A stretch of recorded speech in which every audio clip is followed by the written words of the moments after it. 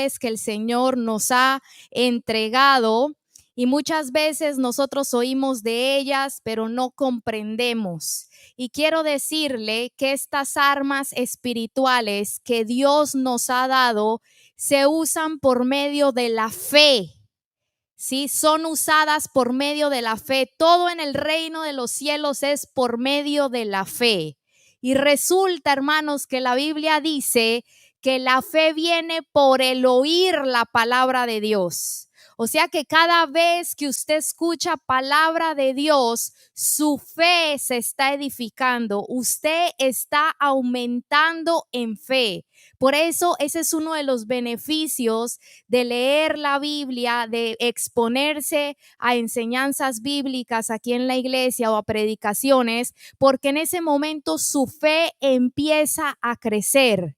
Y también quiero decirle que a medida que nosotros tenemos entendimiento sobre verdades de la Biblia, que el Espíritu Santo empieza a revelarlo a nuestro interior, eso empieza a desatar fe en nosotros.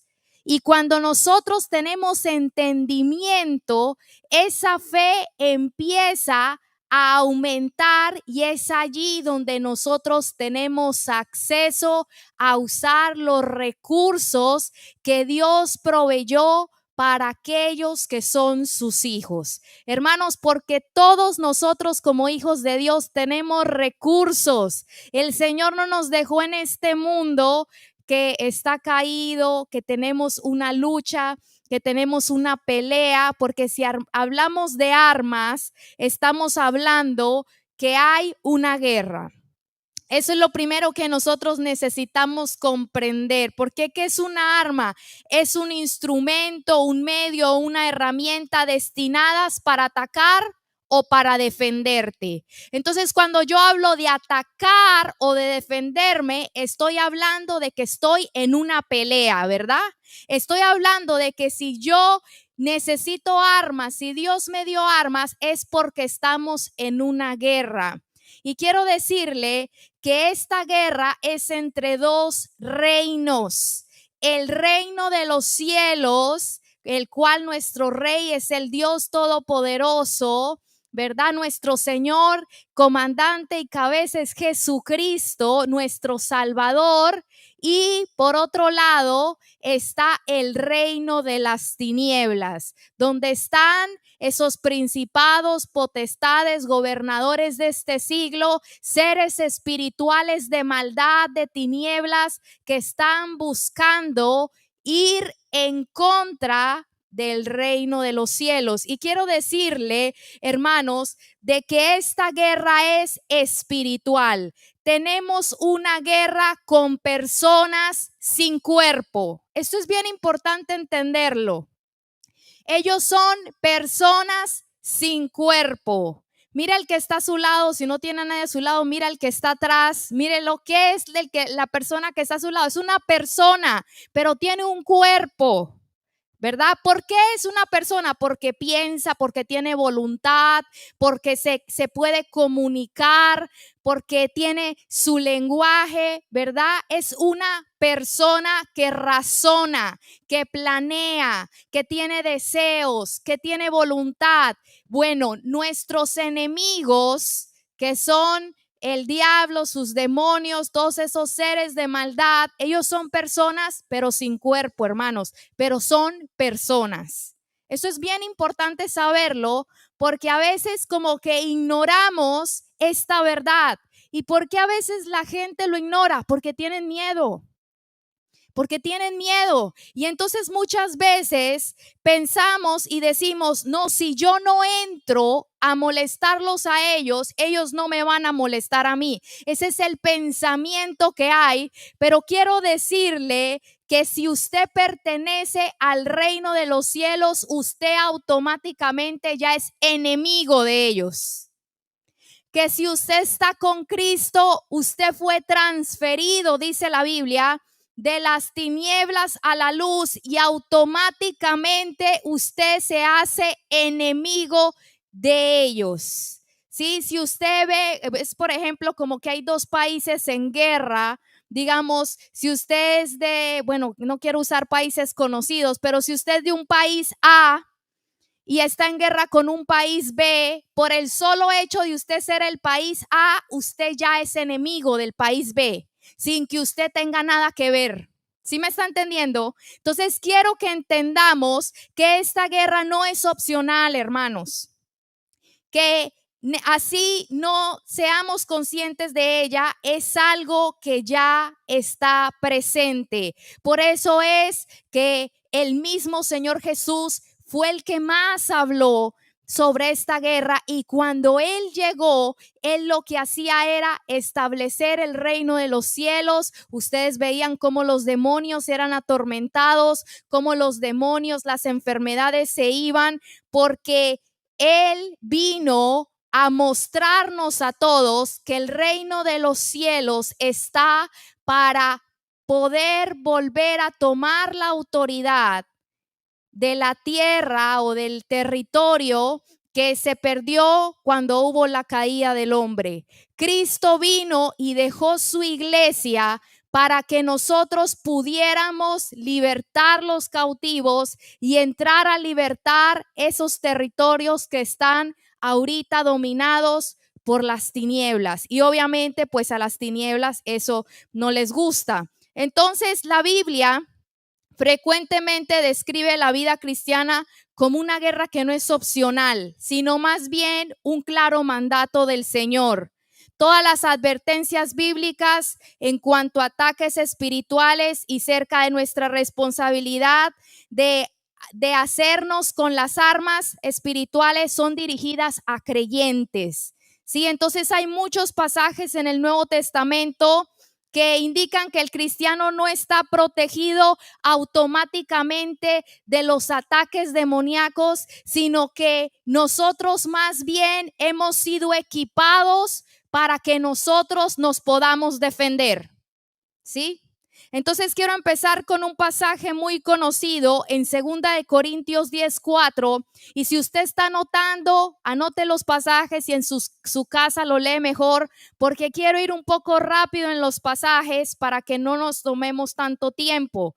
En 2 de Corintios 10:4 dice: porque las armas de nuestra milicia no son carnales, o sea, no son físicas, sino son poderosas en Dios para la destrucción de fortalezas. Como les dije anteriormente, esta guerra es espiritual, con personas sin cuerpo, personas espirituales, y por esta razón, como ellos son personas espirituales, no podemos pelear batallas espirituales con armas carnales, con estrategias humanas, con estrategias de hombres, con pensamientos, con filosofía, con ideologías, con psiquiatría, psicología o cualquier ciencia humana. No se puede combatir a personas espirituales con armas físicas, ni con un cuchillo, ni con un revólver, ni con una metralleta.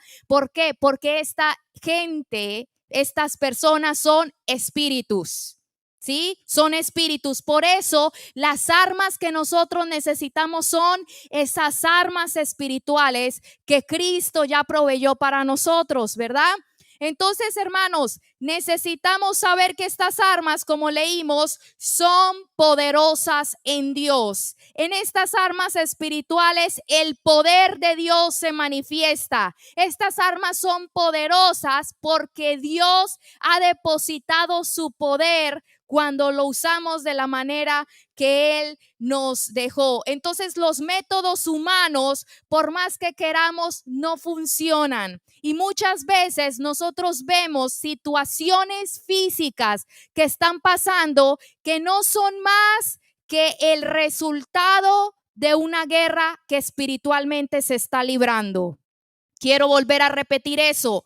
Hay situaciones que físicamente están pasando que son el resultado de una guerra espiritual que se está librando. Por eso, cuando entendemos y por el Espíritu Él nos revela que el motivo de esa situación física es una guerra espiritual, no podemos nosotros tratar de solucionar eso con armas humanas. Como por ejemplo, yo no sé si usted sabe que hay personas que se enferman y van al doctor y no les encuentran nada. Muchas personas hay así. Les hacen examen de una cosa, les hacen CT scan, les hacen examen de sangre, examen de todo, y muchas personas llegan y nos dicen, no me encuentran nada. De repente también un gran dolor de cabeza o también jaqueca, que se tienen que quedar a oscuras, muchas veces encerrados por días porque no aguantan el dolor de cabeza, y cuando van al doctor les dicen, no tienes nada. No sé qué es lo que pasa contigo. Necesitas ir a un psicólogo, muchas veces le dicen, a un psiquiatra. Hay personas que están cada vez deteriorándose más en su salud y no entienden qué es lo que está pasando. O hay luchas en la casa, peleas, hay rebeldía, hay división, hay contiendas continuas y la gente no entiende qué está pasando. Entonces tratan de manejarlo tratando de ir a una terapia. Yo no estoy diciendo que esas cosas son malas. Usted puede ir y puede asistir. El problema es, hermanos, que necesitamos pedirle al Espíritu que nos muestre si el problema o la dificultad o la circunstancia que estamos pasando es provocada por algo espiritual. Quiero decirles un ejemplo que a mí me causa mucho la atención y está en el libro de Josué cuando van a conquistar Jericó. Ustedes se acuerdan, ¿verdad? Que ellos, Dios les dice, entren y conquisten. Allá adentro estaba Rahab la ramera, pero lo impresionante es de la manera como ellos tiran esos muros. Esos muros, hermanos, eran muros físicos, pero la batalla que se libró en ese lugar fue una batalla espiritual. Me llama mucho la atención cuando los espías tenían miedo y decían, no, no podemos entrar. Y entonces Caleb dice esas palabras, sus dioses los han abandonado. Ellos ahora están sin protección, mas nosotros vamos con Jehová. Era como que ellos estaban conscientes, hermanos, que a pesar de que se estaba librando una batalla así, cuerpo a cuerpo, era lo espiritual lo que estaba definiendo el resultado de esa batalla física. Por eso es que ellos, como la ganan, esa batalla es, usted sabe, siguiendo la instrucción de Dios, empiezan a dar vueltas, usted se acuerda, empiezan a seguir la instrucción y con un toque de trompeta y gritos los muros caen. La gente entra en pánico. Ellos pueden llegar a vencer algo que primero se venció en lo espiritual. Quiero decirle que muchas veces, hermanos, estamos peleando mal nuestras batallas porque estamos tratando de solucionarlas de una manera humana. Estamos tratando de salir del problema de una manera humana y quiero decirle que muchas de las cosas que nosotros vivimos es porque hay en el lugar espiritual, digámoslo así, cosas que se están dando y no nos estamos dando cuenta. Entonces es por eso en 2 de Corintios 6:7 en la Nueva Traducción Viviente dice así el apóstol Pablo: con fidelidad predicamos la verdad. El poder de Dios actúa en nosotros. Usamos las armas de la justicia con la mano derecha para atacar y con la izquierda para defender. Él aquí está hablando de algo espiritual, porque como ustedes saben, los apóstoles no usaban armas literales y físicas, pero aquí él estaba diciendo, cuando predicamos, cuando estamos estableciendo el reino de Dios, nosotros con la mano derecha atacamos y con la izquierda nos defendemos. O sea que, hermanos, necesitamos saber que la Biblia continuamente nos habla de estas armas. También en Romanos 13:12 dice, la noche está avanzada y se acerca el día. Desechemos pues las obras de las tinieblas y vistámonos de las armas de luz. Vistámonos. ¿Qué significa eso? Ahí nos está diciendo, vistámonos de las armas de luz. ¿Qué está diciendo aquí este pasaje? ¿Qué es vestirse? Es usar algo. Eso es lo que está diciendo, usar algo. Está diciendo, no es que automáticamente va a ser usado, tú lo tienes que usar. No es que automáticamente si a mí me traen en lo físico un cuchillo y me lo ponen aquí, me lo regalan y es el mejor cuchillo, digamos una espada samurái, ¿verdad? Esas que cortan hasta un cabello. Y me la dan aquí, me la regalan, me la ponen en este lugar. Hermanos, yo tengo que decidir usarla. No importa si es la mejor, no importa si es de buena calidad, no importa si es efectiva, si es peligrosa para mis enemigos. Si yo no decido aprender a usarla y usarla, va a estar ahí. Entonces, por eso dice en Romanos 13:12, vistámonos de las armas de luz. Necesitamos nosotros entender que el enemigo nos quiere tener derrotados, hermanos, porque escúcheme bien lo que le voy a decir. Somos las únicas personas en el mundo, y no estoy exagerando, escuche lo que digo, somos las únicas personas en el mundo que tenemos armas eficaces para hacerlo retroceder.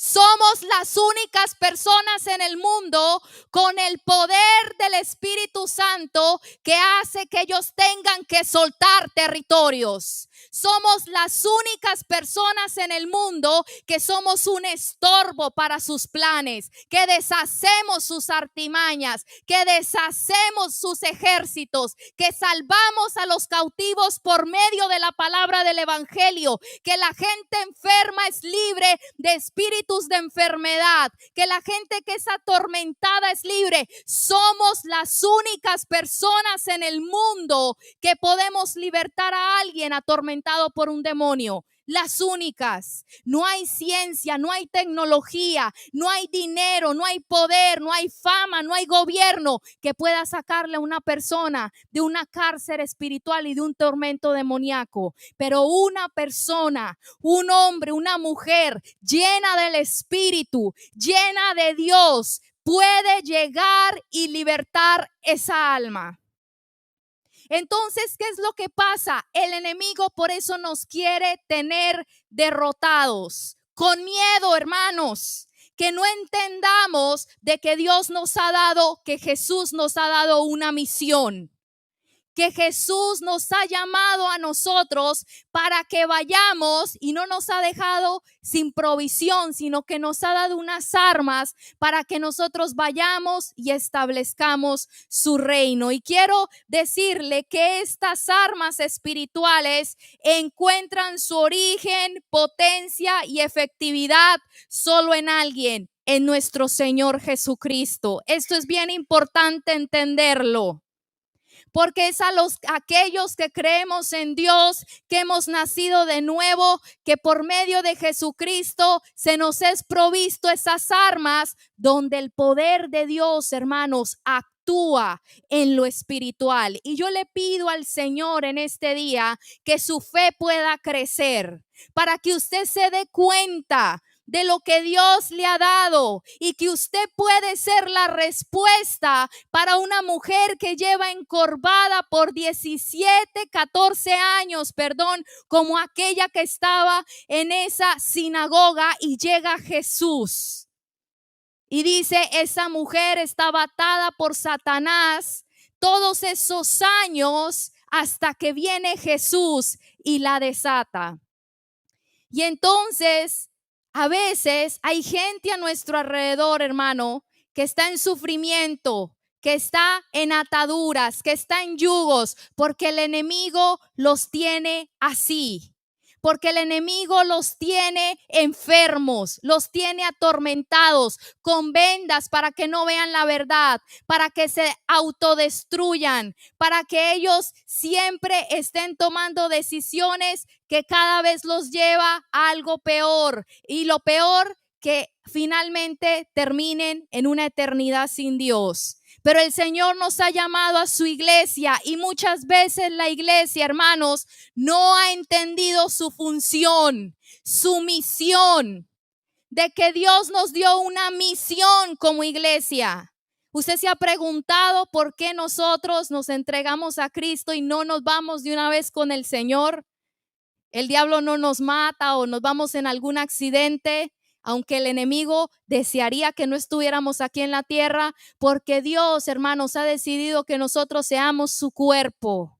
Él ha decidido que nosotros, la iglesia, tengamos la misión de ir por Él. Y Él estará con nosotros para que nosotros seamos luz y libertemos y salvemos por medio de la predicación del evangelio a la gente que está allá afuera sufriendo.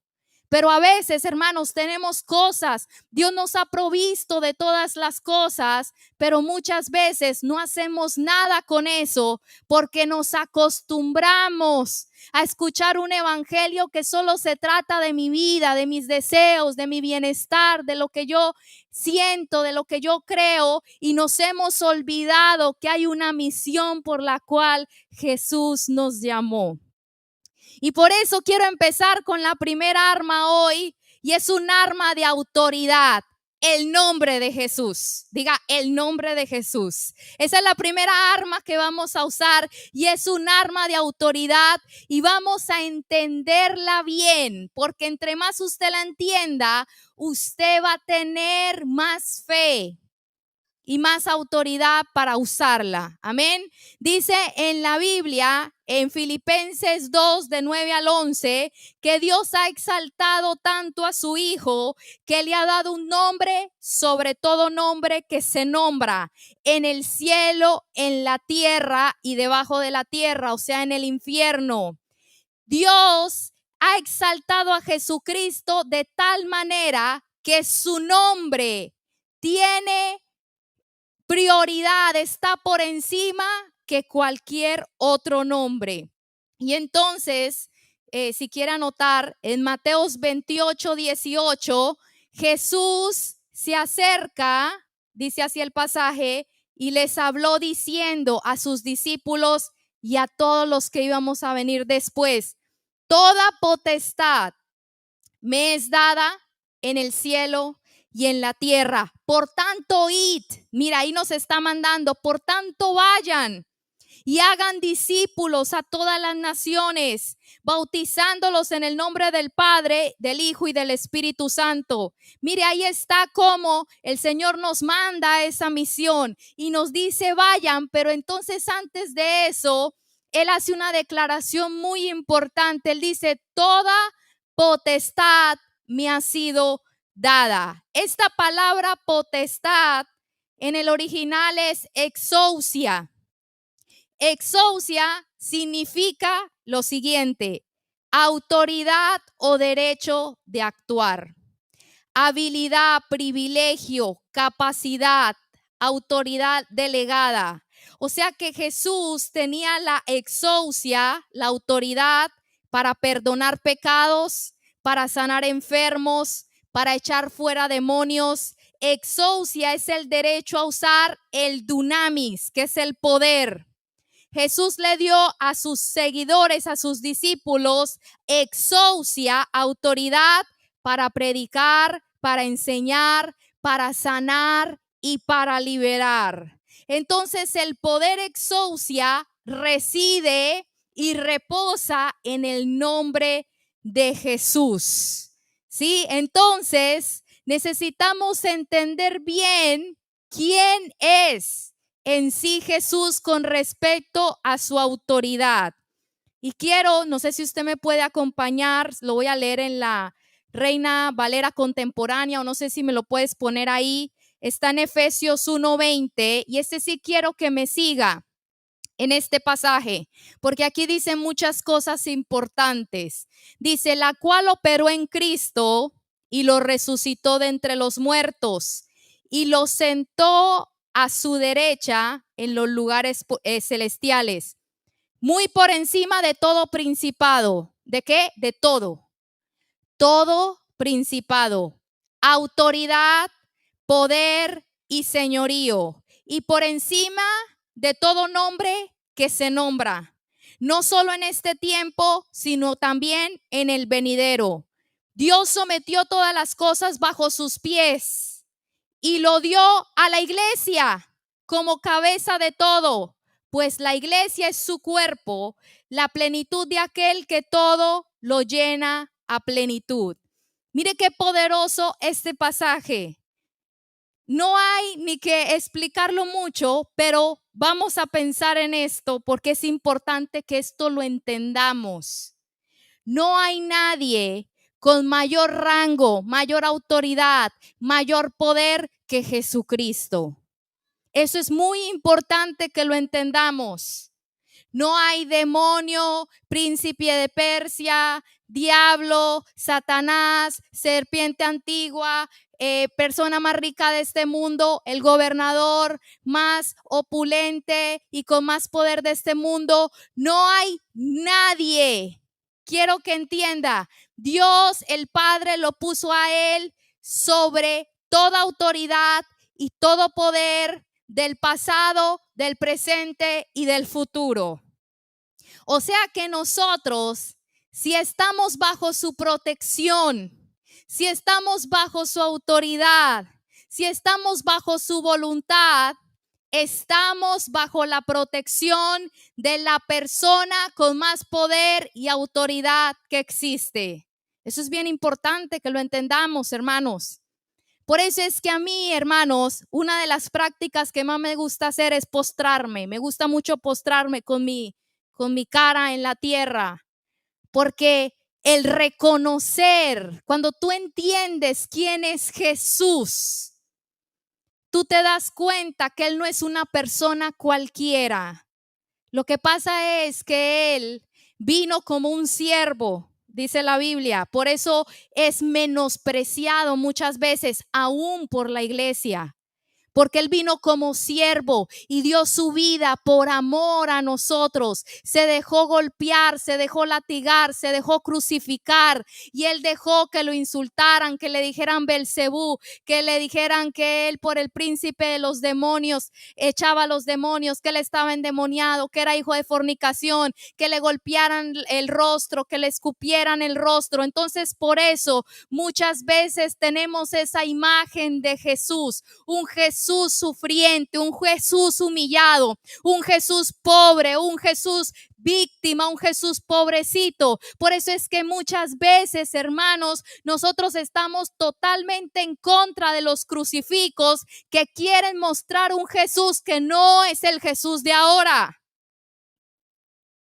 Así lo quiere ver el enemigo para que nosotros pensemos que ese es Jesús, un Jesús derrotado. Por eso si usted tiene crucifijos, si usted le gusta esa cruz con ese muñequito que según es Jesús sangrante, bote eso porque ese no es Jesús. Jesús está a la diestra en un trono de gloria y dice la Biblia que Él vendrá con vara de autoridad a regir juicio sobre las naciones y que ya no vendrá como un cordero, sino vendrá como un león, porque cuando Él resucitó, toda autoridad, poder, dominio le fueron dados. Por eso, hermanos, es que si nosotros comprendemos quién es Jesús, no podemos tener miedo al futuro. No podemos tener miedo qué nos va a hacer el hombre. No podemos tener miedo qué va a pasar con nuestra economía, qué va a pasar con nuestra situación legal, qué va a pasar con la comida, qué va a pasar con el marido, qué va a pasar. No podemos tener miedo, porque si nosotros estamos bajo el señorío y la obediencia y la autoridad de Jesús, no hay nada que pueda con su autoridad. Y entonces necesitamos entender esto para entender por qué su nombre tiene tanta autoridad y tanto poder. Porque no es lo mismo que yo le diga a usted, Pepito Pérez mandó a alguien para buscarlo. Hermano, lo está llamando Pepito Pérez. Si yo le digo aquí a Jenny, fíjate que entró una llamada, te está llamando Pepito Pérez. La primera reacción de Jenny va a ser, ¿qué? ¿Quién es Pepito Pérez? Ese nombre para mí. Pero si yo le digo, te está llamando Donald Trump, ¿qué pasa con Jenny? El solo escuchar su nombre ya le tiemblan las piernitas, ¿verdad? ¿Qué? ¿Te impacta? ¿Qué? Porque un nombre no solo es la identidad de una persona, sino que carga una autoridad y un poder. Cuando decimos Pepito Pérez no es nadie, pero cuando decimos Donald J. Trump, el mundo tiembla, hermanos, porque su nombre tiene una investidura de poder y de autoridad. Eso es en el mundo natural. En el mundo espiritual, los seres de tinieblas y los seres de luz, que son los ángeles, cuando escuchan Jesucristo, Jesús, tiemblan. En estos días ocurrió algo. Yo no sé si usted ha visto las noticias y quiero decirlo así muy por encima para no dar detalles para que no me censuren, ¿verdad? Pero en Venezuela habían unos cautivos americanos que estaban en la cárcel allá. Y entonces resulta que el presidente, ¿verdad? Donald Trump manda a un emisario, a una persona del gobierno, para que vaya allá y hable con el dictador que está allá, que no tiene ninguna empatía ni por su pueblo, que ha matado, ha derramado sangre a diestra y a siniestra en su país y en el país vecino, Colombia. Ese hombre no tiene respeto por nada, pero cuando fue este enviado de Donald Trump, ahí sí, hermanos, sonriente, venga para acá, venga, le ilustramos los zapatos, venga, siéntese, ¿verdad? Aquí ya le vamos a entregar a los cautivos, ¿verdad? ¿Por qué? ¿Quién es el hombre que fue? Nadie ni sabe quién es. Nadie ni sabe quién eres tú, nadie ni sabe quién soy yo. Es a nombre de quién vas. Eso es lo que quiero que entendamos. Es a nombre de quién tú vas. ¿Quién es ese señor que fue? Ni sé, hermanos, le confieso que hasta el nombre se me olvidó. Pero este dictador de Venezuela sabía que no podía meterse con este hombre, porque este hombre iba bajo la autoridad y enviado por el presidente de Estados Unidos para ir a recoger esos presos americanos que estaban allá. Él no se podía atrever a matar a este hombre o a maltratar a este hombre, no por quién era el hombre, sino por quién había sido enviado el hombre. ¿Sí me está entendiendo? Entonces, ¿qué nos dice Jesús? Vayan. ¿Eso qué es? Nos envió. Eso es bien importante que lo entendamos. Aquel que tiene la autoridad por sobre todo, nos dijo a nosotros, su iglesia, sus hijos, vayan. Nos envió, vayan por los cautivos. Vayan por los cautivos. ¿Y quiénes somos nosotros? Nadie, hermanos. Es quién es el que nos mandó, lo que importa. Eso es lo que los demonios reconocen. Eso es lo que los seres de maldad reconocen, lo que las tinieblas reconocen. ¿Quién nos mandó? El problema es que muchas veces el enemigo lo sabe, pero los cristianos no estamos claros.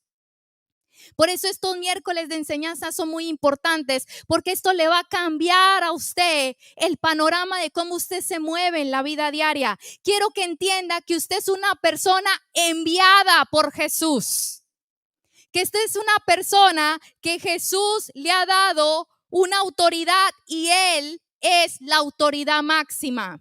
Y si usted ve el libro de los Hechos, el primer milagro que se hizo, que se registra, más bien dicho, en el libro de los Hechos, es cuando está aquel hombre que no puede caminar, ¿verdad? Que está paralítico en la entrada de la Hermosa.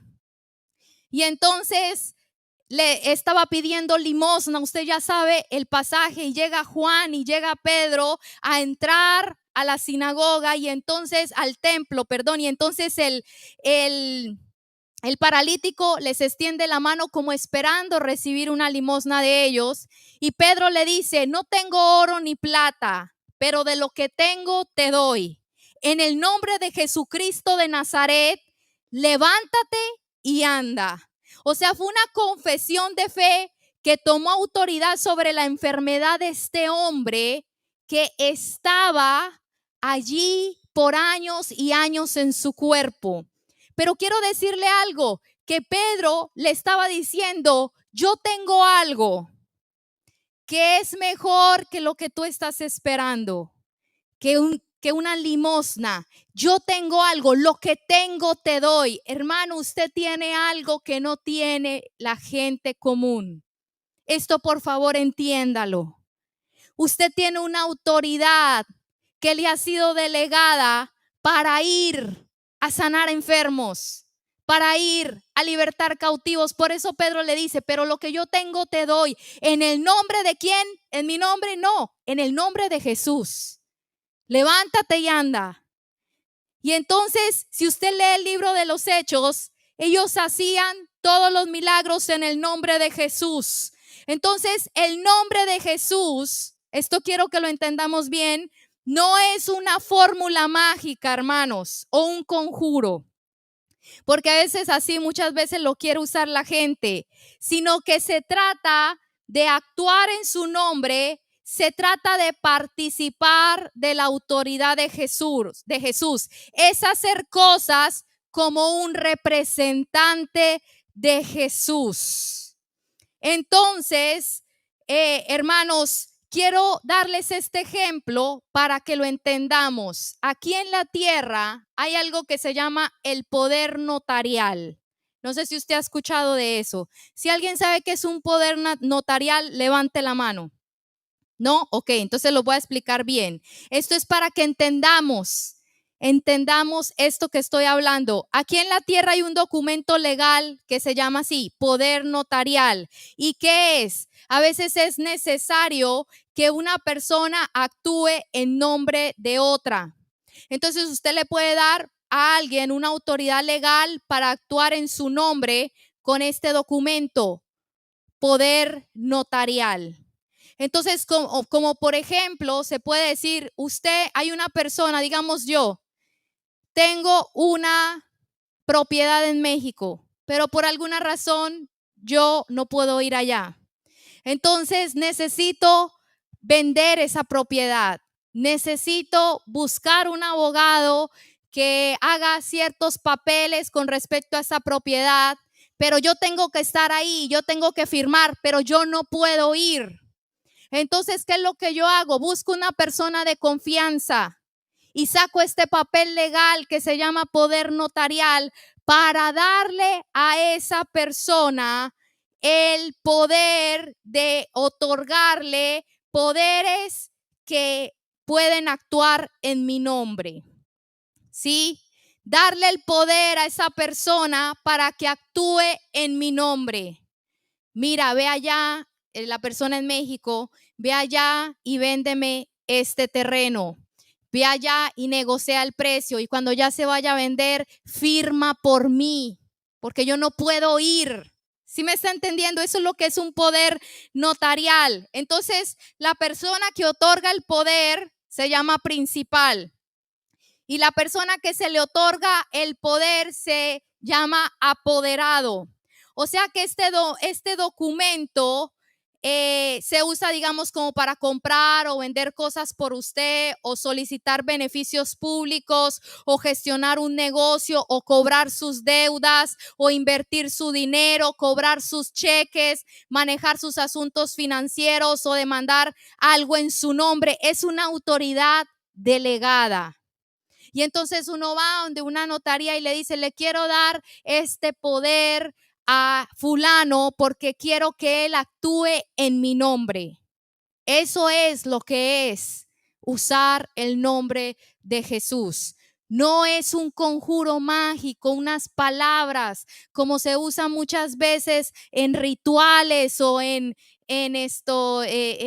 cosas que hacen en el ocultismo. Esto se trata de que Jesús nos delegó un poder para actuar en su nombre.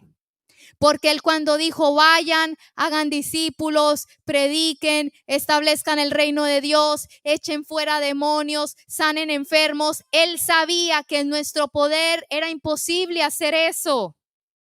Hermanos, es imposible. Pero entonces Jesús por eso nos dio algo así como un poder notarial que está en el Espíritu. Yo les doy autoridad para que vayan en mi nombre, y mi autoridad y mi poder irá con ustedes. Es como más o menos lo que le pasó a José. Usted se acuerda de José, ¿verdad? Cuando él llega a ser el segundo del faraón, el faraón le dice, solo yo en el reino voy a tener más autoridad que tú. Y le dice a todos, hagan lo que él les dice. Hagan lo que él les dice. Incluso dice, yo aquí en persona te pongo a cargo de toda la tierra de Egipto.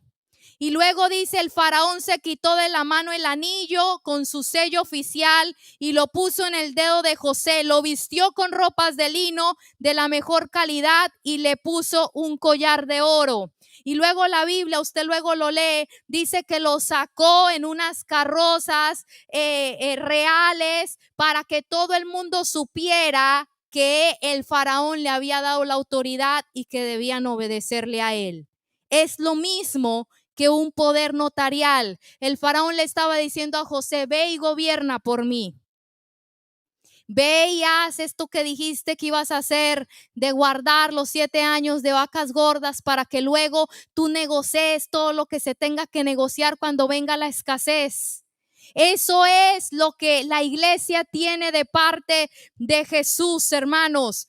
Podemos, hermanos, echar fuera en el nombre de Jesús a los demonios. Por eso en Marcos 16:17 dice, estas señales seguirán a los que creen. En mi nombre, ¿en qué? En mi nombre, en el nombre de Jesús, echarán fuera demonios, hablarán nuevas lenguas. ¿Cómo se ve esto en la vida diaria, hermanos? Esto es bien importante que lo entendamos, porque de nada sirve de que tengamos una teoría y no lo llevemos a la práctica y en la vida diaria. Usted y yo necesitamos entender que Dios nos ha dado el arma de su nombre para tomar autoridad sobre todo lo que quiera venir a encaramársenos. Ustedes entienden esa palabra, ¿verdad? Que quiera venir a atacarnos o a encimarse. Si usted en la noche está durmiendo y siente que entra un mal espíritu, no se quede ahí con miedo, no se quede ahí llorando. Jesús, ayúdame, Jesús, ayúdame. Usted tiene que pararse en el nombre de Jesús, fuera de mi casa. En el nombre de Jesús, fuera de mi cuarto. Tenemos que aprender a defendernos, hermanos, porque en esta guerra el que no se defiende se vuelve una víctima. Si usted está durmiendo y en medio de su sueño a usted lo quieren poner a pecar o a usted lo quieren poner a hacer cosas, usted tiene que levantarse y en el nombre de Jesús, yo cancelo todo lo que quieren poner sobre mí. Ese pecado yo no lo acepto. En el nombre de Jesús se rompe de sobre mí lo que me quiso poner ese demonio.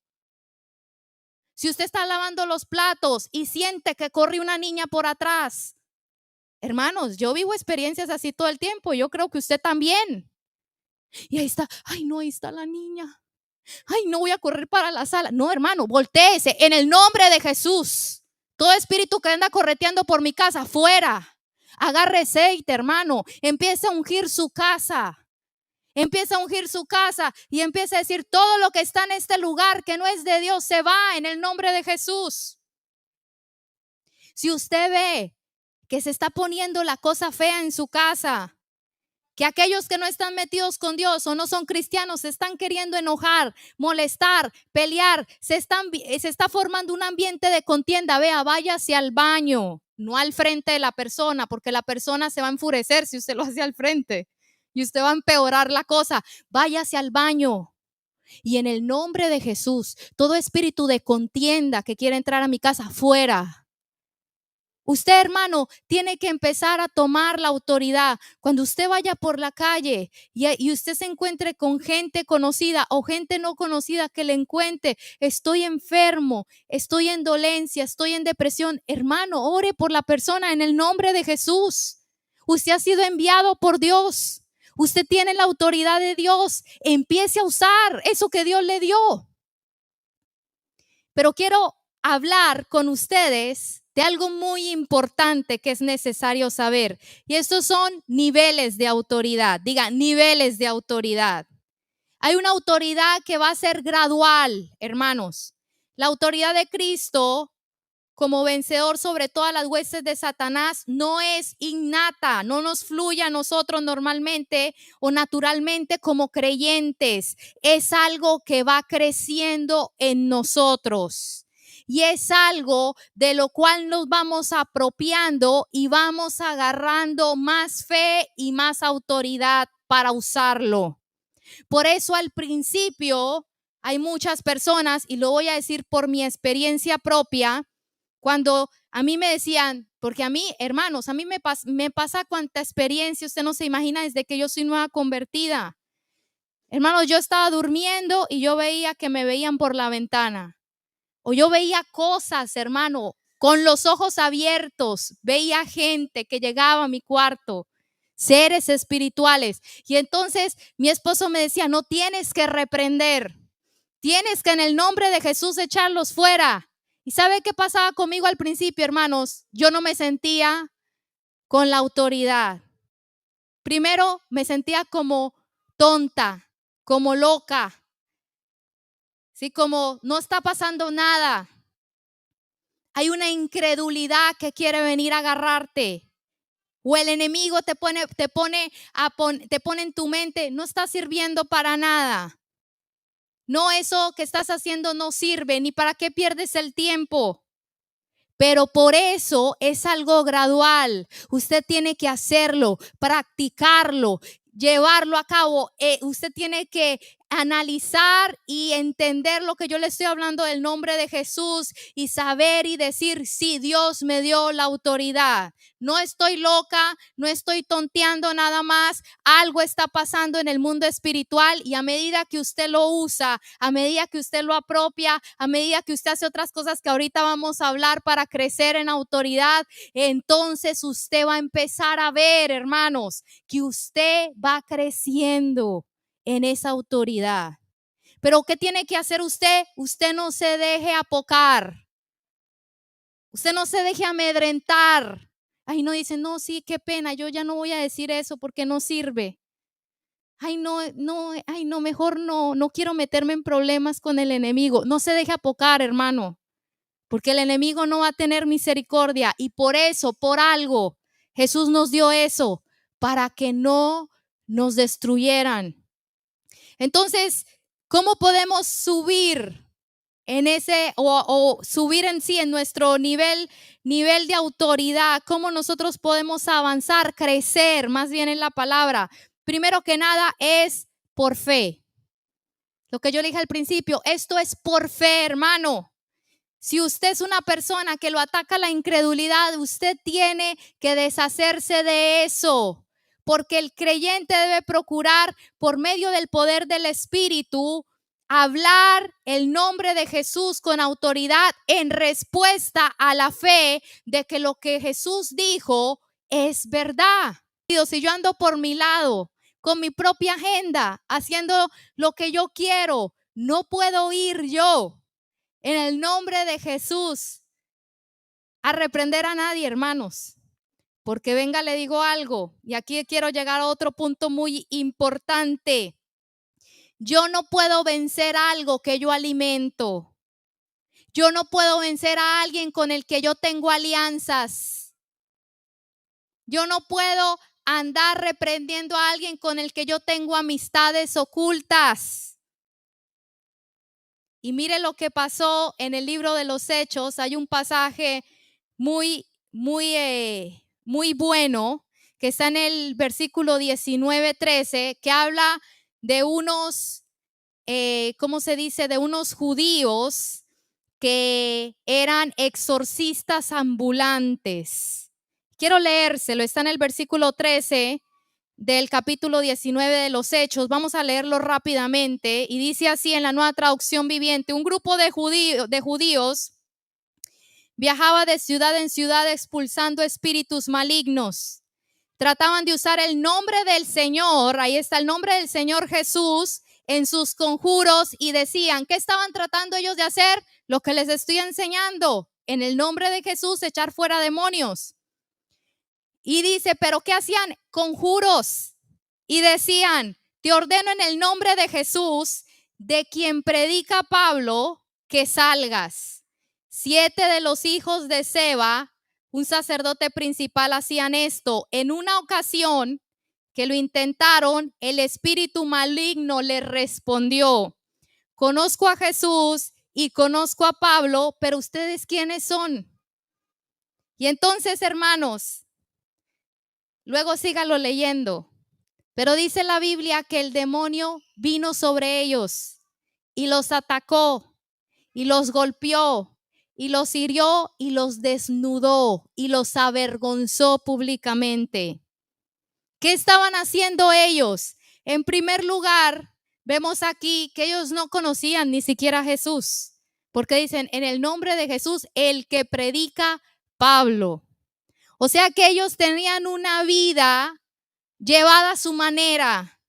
No era Jesús, no era su Señor, no era su Salvador. Ellos nada más tenían una teoría sobre Jesús porque habían escuchado que Pablo, si usted lee el contexto, de que Dios usaba a Pablo en milagros tremendos, hermanos. Y entonces ellos veían y decían, esta es la fórmula. Y lo trataron de usar como un conjuro, como una fórmula mágica. Hermanos, ninguna de estas armas es una fórmula mágica. Lo que le da poder a esto es cuánto nosotros conocemos a Jesús y estamos sometidos a Él. Que eso es lo que es la fe. El que tiene fe real actúa conforme a lo que cree.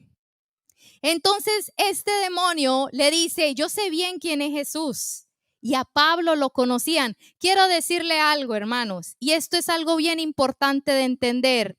Nosotros podemos engañar al que sea, al pastor, a los padres, a los hermanos, al jefe, al marido, a la mujer. Podemos estar mensajeando en lo oculto y el marido nunca darse cuenta o la mujer nunca darse cuenta. Podemos estar teniendo cosas turbias en nuestra mente, tomando decisiones y nadie se está dando cuenta, pero los demonios saben muy bien, hermanos, quién es quién. Lo más importante para una persona que ama a Dios es que Dios lo sabe, obviamente. Pero quiero decirle que una persona nunca va a poder subir a un nivel de autoridad espiritual si la persona no lleva una vida recta delante de Dios y tiene alianzas. Nosotros no podemos pretender tener autoridad en el nombre de Jesús si nosotros estamos andando por un camino separado o divorciado de la autoridad de Jesús. Porque quiero decirle que esa autoridad en el nombre de Jesús viene porque Dios nos quiere equipar para que vayamos a hacer la voluntad de Él, no nuestra voluntad. Y cuando nosotros decidimos hacer nuestra voluntad y salirnos por nuestro camino, entonces ahí el demonio sabe que estamos fuera de autoridad. A ti no te mandó Jesús, te estás mandando solo. Y eso es lo que le pasó a estos hijos de Seba. Por eso el demonio les dijo, ¿y ustedes quiénes son? Yo sé que ustedes no vienen en el nombre de Jesús. ¿Quiénes son ustedes? ¿Bajo qué autoridad vienen a reprenderme a mí? Y mire lo que pasó, hermano. Siga leyendo ese pasaje ahí donde quedamos en ese capítulo, porque algo muy interesante empieza a pasar. Y quiero que lo leamos para que no digan que yo me lo inventé, porque esto es bien importante. Ya con esto vamos a acabar. Vamos al versículo 16. Entonces el hombre con el espíritu maligno se lanzó sobre ellos, logró dominarlos y los atacó con tal violencia que ellos huyeron de la casa desnudos y golpeados. Y mire lo que sigue después, es que es impresionante en el 17. Esta historia corrió velozmente por todo Efeso, entre judíos y griegos por igual. Un temor solemne descendió sobre la ciudad y el nombre del Señor Jesús fue honrado en gran manera. Muchos de los que llegaron a ser creyentes confesaron sus prácticas pecaminosas. Varios de ellos que practicaban la hechicería trajeron sus libros de conjuros. ¿Qué estaban haciendo los otros? Conjuros. Y estos trajeron sus libros de conjuros y los quemaron en una hoguera pública. El valor total de los libros fue de 50,000 monedas de plata y el mensaje acerca del Señor se extendió por muchas partes y tuvo un poder efectivo. Mire, quiero decirles algo que yo no había visto antes en este capítulo y yo me impresioné. Cuando ellos se dieron cuenta que esta gente que andaba haciendo conjuros y quiso usar el nombre de Jesús, el demonio viene y los golpea y los ataca, ¿qué pasó con ellos? Tuvieron temor porque se dieron cuenta que tenían cuentas pendientes con las tinieblas. Yo le pido al Señor en el nombre de Jesús que quite toda venda de sus ojos hoy, porque vea, ¿qué hicieron ellos entonces? Empezaron a confesar públicamente que andaban en hechicería, que andaban en brujería, porque se dieron cuenta de que no iban a poder pelear con el diablo si andaban haciendo conjuros, ritos de brujería y de hechicería. Y entonces, ¿qué hicieron? Hermanos, públicamente empezaron ¿a qué? A confesar sus pecados. Vea, yo confieso. Llegaban, no sé, me los imagino así. ¿Y eran qué? Creyentes. Esta gente eran creyentes, hermanos. No que era el brujo de la esquina decir, no, creyentes. Porque el ver esta situación, el ver cómo el espíritu maligno había golpeado a estos hombres, les hizo darse cuenta que necesitaban sacar todo lo que el diablo tenía en la vida de ellos. Y entonces llegaba Pepito Pérez, el famoso Pepito Pérez, y decía, yo quiero confesar aquí públicamente, adelante de todos, que yo he estado haciendo entierros en mi casa para traer la buena suerte, que yo he estado regando agua en mi casa para que ¿cómo se dice? Para que las buenas vibras entren. Yo he estado colgando amuletos en mi casa para la buena suerte. Yo he estado haciendo conjuros, ritos, he estado haciéndome limpias con un huevo para que me quite todo el mal, y a mi bebé para que se le quite el empacho, el mal de ojo. Empezaron a confesar, hermanos, empezaron a sacar sus amuletos, sus libros de hechicería, de brujería, y dice que lo quemaron en una hoguera. Y aquí dice la cantidad de dinero que era muchísimo dinero, que nos hace entender que muchos estaban metidos, involucrados en eso. Pero ¿qué fue lo que detonó que todos empezaran a confesar y a sacar sus cosas, que se dieron cuenta que todo ese tipo de cosas no les permitía tener autoridad. Hermanos queridos, si nosotros queremos tener autoridad, necesitamos limpiar nuestra casa, sacar de nuestra casa todo aquello que nosotros hayamos hecho para reemplazar a Dios. Todo lo que sea para buena fortuna, para buena suerte, para que me traiga el amor, para que se vayan las malas vibras, para que me vaya bien. Todas esas cosas, hermanos, y yendo más allá. Si hicimos cosas de brujería, hechicería, ¿qué hacían ellos? Confesaban. Nosotros ya les hemos enseñado eso. Los que vinieron al retiro, hermanos, y a mí me impresiona mucho que hay gente que no cree en eso, pero mira, aquí en el libro de los Hechos está. Si eso no se tuviera que hacer, ¿para qué lo hicieron? Porque estaban confesando. Y hermanos, y eso era una confesión pública. O sea, decía públicamente, o sea, se paraban frente a una gran congregación a decir, mire, yo quiero confesar que yo andaba, dice mi esposo, con doña Profunda, ¿verdad? Dice él. Y leyéndome las cartas, o andaba yo ocultamente haciendo ritos, conjuros, etcétera, lo que sea. Hermanos, no podemos subir de nivel espiritual si andamos con cosas ocultas, ya sea del presente o del pasado. Entre más limpiemos nuestra vida, hermanos, vamos a ir subiendo de autoridad. Entre más nos deshagamos de todo ese tipo de prácticas, de todas esas pactos, ritos, cosas, tenemos que deshacernos de eso, porque o si no, empieza a pasar lo que le pasó a este hombre. El enemigo golpea a la gente. Él está buscando qué alianza tenemos nosotros del pasado para poder hacernos daño. Y aquí en este ejemplo específico, en la ciudad de Efeso se practicaba mucho la brujería y la hechicería, pero eso es con todo tipo de pecado. Hermanos, tengamos cuidado de andar en cosas que no es la voluntad de Dios, porque entonces el enemigo se aprovecha y ahí sí no vamos a poder tener ninguna autoridad. Y quiero terminar diciendo que necesitamos también vencer batallas. Ya con este punto vamos a terminar. Eso es lo que hace también que subamos de nivel, vencer batallas.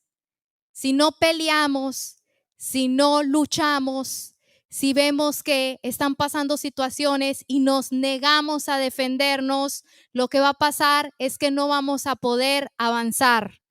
No vamos a poder tener más autoridad, pero apenas usted empiece a ganar batallas, es como que usted se va adiestrando. A mí me gusta un pasaje que dice David en los Salmos, tú adiestras mis manos para la batalla y mis dedos para la guerra. A veces la gente se siente mal y dice, yo estoy buscando a Dios, no sé por qué espíritus malos llegan, por qué hay lucha, por qué hay esto. Muchas veces es porque el enemigo tiene cosas en ti y el Señor permite esto para que tú aprendas a limpiarte y a pelear tus batallas. Entonces, ¿cómo trabaja eso? Si tú ves que el enemigo te ataca en un área, tú tienes que examinar. Voy a decir un ejemplo. Si te ataca, un ejemplo, con pensamientos inmorales, tú tienes que examinar qué prácticas inmorales hice yo que trajeron una atadura a mi vida. Cuando tú las identifiques, empieza a renunciar, a limpiarte de eso y ahí mismo, en el nombre de Jesús, empieza a pelear con el pensamiento. En el nombre de Jesús, yo no acepto estos pensamientos. Vete. Todo lo que atormenta mi mente, vete en el nombre de Jesús y pelee, hermano. Hay gente que no, que se deja y se va en los pensamientos inmorales y sabe, eso lo lleva a cometer pecados. Porque lo que usted deja entrar en su mente, si usted deja que el enemigo le ponga cualquier cosa en la mente, usted ahí lo deja y ahí viene el enemigo y hace un nido y luego lo lleva a pecar. Si usted está viendo que usted tiene conductas que lo manejan, que lo dominan, empiece a examinar esa área de su vida. Bueno, hasta en esta área, ¿qué es lo que tengo pendiente? Empiece a saldar deudas, hermano. Arrepiéntase, renuncia y luego en el nombre de Jesús, pelee.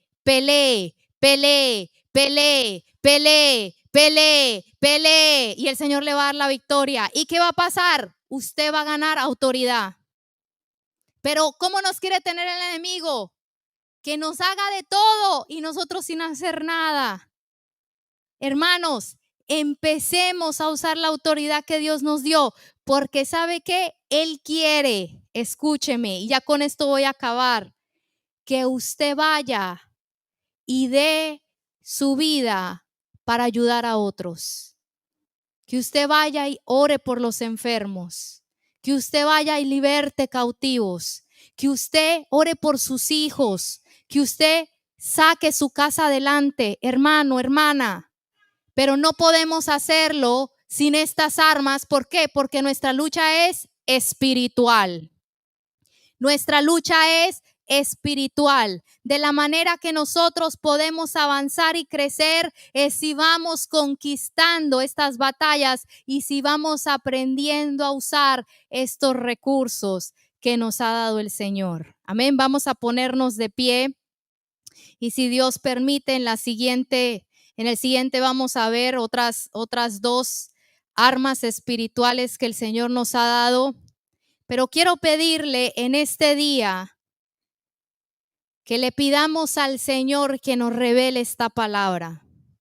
Que le pidamos al Señor que nos ayude a ver que nosotros, hermanos, somos enviados en su nombre y que Él nos ha dado la autoridad para pisar serpientes, escorpiones, autoridad sobre la enfermedad, autoridad sobre los malos espíritus, autoridad sobre la brujería, sobre la hechicería, que necesitamos nosotros primero en nuestra propia vida quitar toda alianza y ahí entonces dar fruto, hermanos, ir y ayudar a la gente, porque vuelvo y les digo, somos las únicas personas en la tierra que podemos ayudar a una madre que está sufriendo con su hija endemoniada, que podemos ayudar a una persona atormentada por la ansiedad, por la depresión. Somos los únicos, hermanos, que podemos ir a sacar a esa gente que se metió en el ocultismo y que ahora viven atormentados, encarcelados,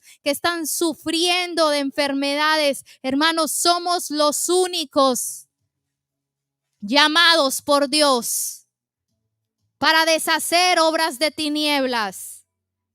Pero el enemigo quiere acobardarnos, hermanos, que tengamos miedo, que seamos perezosos, que no hagamos nada, que nos quedemos en un egoísmo y no podemos hacerlo porque lo que Jesús nos dio es muy grande, hermanos, muy grande para no usarlo y para no ir por los demás. Padre, te doy gracias por este tiempo.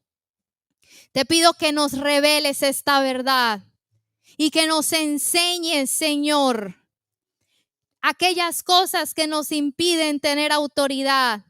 Te ruego, Señor, que desde hoy tú, Señor, nos des la valentía, llénanos de valentía para poder usar el nombre de Jesús. Señor, ayúdanos, Padre. Sabemos que esto no es un conjuro o una palabra mágica, no, sino que cuando lo estamos usando, sabemos que tú estás allí con nosotros, que tú estás allí para cuidarnos, para protegernos, que tú estás allí para librar esa batalla con nosotros, que no somos nosotros los importantes, sino eres tú el que nos has enviado. Y por eso, Señor, decían tus discípulos, Señor, los demonios se sujetan en tu nombre.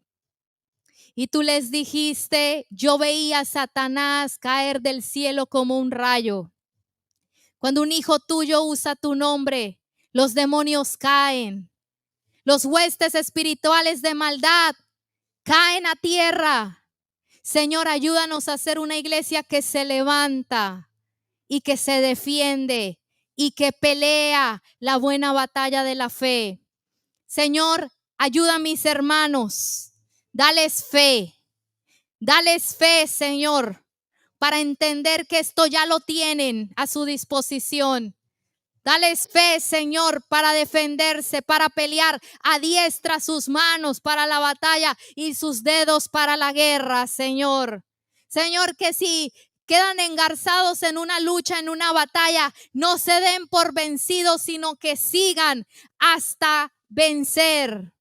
Porque es allí, conquistando batallas, cuando crecemos, cuando maduramos en nuestra autoridad.